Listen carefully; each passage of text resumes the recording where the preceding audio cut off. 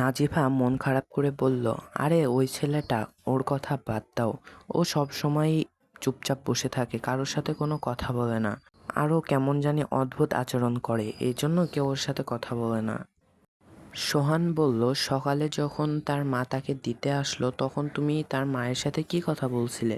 নাজিফা বলল, ওহ তখন আসলে ওরা আর আমরা একই বিল্ডিংয়ে থাকি। আমরা 3 তলায় থাকি আর ওরা 4 তলায় থাকে, তার জন্য প্রায়ই ওদের বাসায় যাওয়া হয়। তার জন্য আন্টি আমাকে চিনে, এজন্য কথা বলছি। সোহান বলল, ওহ আচ্ছা। নাজিফা বলল, আমরা কি ফ্রেন্ড হতে পারি? সোহান বলল, ওকে। নাজিফা বলল, তাহলে এখন বাসায় যাই, কালকে স্কুলে কথা হবে। সোহানও রাজি হয়ে গেল এবং নিজের বাসায় রওনা দিল। সোহান বাসায় এসে দেখলো তার বাসায় কেউ নাই এবং দরজায়ও তালা মারা। তারপর সে এদিক ওদিক খুঁজতে লাগলো, কিন্তু কাউকে দেখতে পেল না। তার খুব খিদেও পেয়েছে, কিন্তু এখন সে কি করবে? তার কাছে কিছু টাকা ছিল, তাই সে দোকান থেকে কিছু একটা খেয়ে নিল। তারপর বাসার সামনে এসে দরজার সামনে বসে পড়ল। কিছুক্ষণ পরে তার মা আসলো। আসলে তারা যেহেতু নতুন শহরে এসেছে, সো অনেক কিছু কেনার দরকার ছিল, তার জন্য তার মা দোকানে গিয়েছিল। তার মা এসে দেখতে পেল সোহান দরজার সামনে বসে রয়েছে। সে এসে সোহানকে বলল, তুই কখন আসলি? সোহান বলল, একটু একটু আগে আসছি। তারপর সোহানের মা দরজা খুলল। তারপর সোহান সোজা নিজের রুমে চলে গেল এবং জামা কাপড় চেঞ্জ করে নিল। সোহানের মা তাকে খাবার খাওয়ার জন্য ডাকছিল, কিন্তু সে যেহেতু একটু আগে দোকান থেকে খেয়েছে, তাই তার খিদা নাই। তাই বলল, আমি এখন খাবো না, পরে খাবো। সোহানের মা বলল, কেন এখন খাবি না কেন? সোহান বলল, তুমি আসতে দেরি করছিলে, তাই আমার খিদা লাগছিল, দোকান থেকে কিছু খেয়ে নিয়েছি, একটু পরে খাবো। সোহানের মাও আর কথা বাড়ালেন না। তারপর সোহান বিছানায় শুয়ে ঘুমানোর চেষ্টা করলো, কিন্তু তার ঘুম আসছে না। তাই সে স্কুলের হোমওয়ার্কও কমপ্লিট করে ফেলল। এদিকে বিকালও হয়ে এসেছে এবং বিকালে সোহানের বাসায় থাকতে একদম ভালো লাগে না। যেহেতু সে নতুন জায়গায় এসেছে, সো এখানে তো কিছুই সে চিনে না, তাই সে একা একা কোথাও যেতেও পারে না। তাই বলে কি বাসায় থাকবে?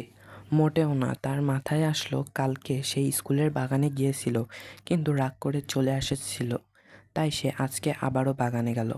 সে বাগানে গিয়ে দেখতে পেল নাজিফাও সেখানে রয়েছে।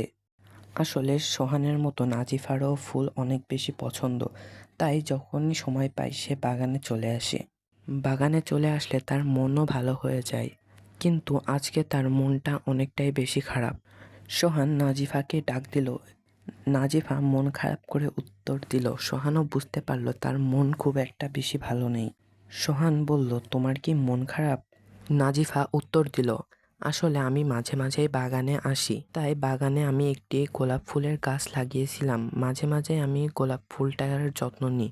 কিন্তু সে চুপ করে রইল। সোহান বলল, কিন্তু কি? নাজিফা উত্তর দিল, আজকে এসে দেখি এখানের গোলাপ ফুলটা নেই।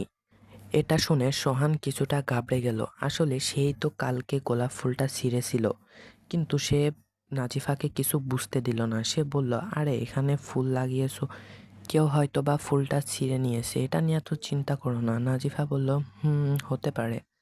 আচ্ছা বাদ দাও, কিন্তু তুমি বাগানে কি করো? সোহান বলল, আসলে আমারও ফুল অনেকটাই বেশি পছন্দ, আর তাছাড়াও আমার বিকালে বাসায় থাকতে ভালো লাগে না। যেহেতু নতুন জায়গায় এসেছি, তো আমি তো কিছু চিনি না, শুধুমাত্র স্কুলের বাগানটাই চিনি, তার জন্য এখানে চলে আসলাম।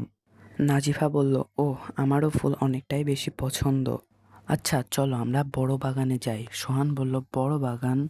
নাজিফা বলল, হ্যাঁ, আমাদের শহরে একটি বড় বাগান রয়েছে, চলো আমরা সেখানে যাই। সোহানও রাজি হয়ে গেল এবং তার সাথে চলতে লাগলো। তারা বাগানের সামনে পৌঁছে গেল, কিন্তু বাগানের দরজায় তালা মারা। সোহান বলল, এখানে তো তালা মারা, আমরা ভিতরে যাব কিভাবে? নাজিফা বলল, দেওয়াল টপকিয়ে। সোহান বলল, কি? নাজিফা বলল, হ্যাঁ, আমরা এইভাবেই ভিতরে যাই। আসলে এই বাগানটা একটি আঙ্কেলের, সে অনেকটাই বেশি রাগী, তার বাগানে কেউ আসুক সে সেটা পছন্দ করে না, তাই চলো আমরা দেওয়াল টপকিয়ে ভেতরে ঢুকি। সোহান প্রথমে রাজি হলো না, কিন্তু নাজিফার জোরাজুরিতে সে রাজি হয়ে গেল। তারা বাগানের ভেতরে ঢুকে পড়ল। বাগানে ঢুকেই সোহান অবাক হয়ে গেল, এখানে কত রকমের যে ফুল রয়েছে, সব ফুলগুলোই সোহানের অনেক বেশি পছন্দের। আসলে এটা যে শুধু ফুলের বাগান সেটা নয়, এখানে অনেক ফলের গাছও রয়েছে, বিশেষ করে আমের গাছ, অনেক বড় বড় গাছ। তখনই বাগানের মালিক দরজার তালা খুলে ভিতরে ঢুকলো। এটা বুঝতে পেরে সোহান এবং নাজিফা অনেকটা বেশি ভয় পেয়ে গেল। তারা দুজনই আম গাছের উপরে উঠে বসলো। বাগানের মালিক ভিতরে আসলো এবং তারা যে গাছে উঠেছে তার নিচে দাঁড়িয়ে রইল। এটা দেখে সোহান এবং নাজিফা আরও বেশি ভয় পেয়ে গেল। তখনই বাগান মালিকের নজর গাছের ওপরে পড়ল। সে দেখতে পেল গাছের ওপরে কেউ রয়েছে। সে চেঁচিয়ে উঠল। সোহান এবং নাজিফা বুঝতে পারল তারা ধরা পড়ে গেছে। তারপর তারা নিচে নেমে এলো। বাগান মালিক তাদেরকে দেখে বলল, সো এভরিওয়ান, এই পার্টটা এই পর্যন্তই ছিল। আই হোপ গল্পটা তোমাদের ভালো লাগছে। পরবর্তী পার্টও শীঘ্রই নিয়ে চলে আসবো। আল্লাহ হাফেজ।